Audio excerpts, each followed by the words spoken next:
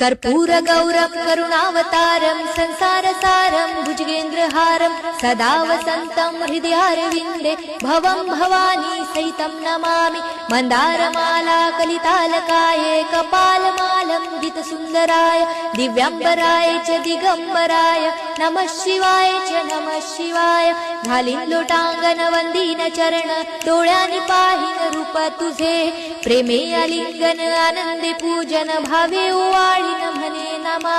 त्वमेव माता पिता त्वमेव बंधु सखा त्वमेव विद्या द्रवणं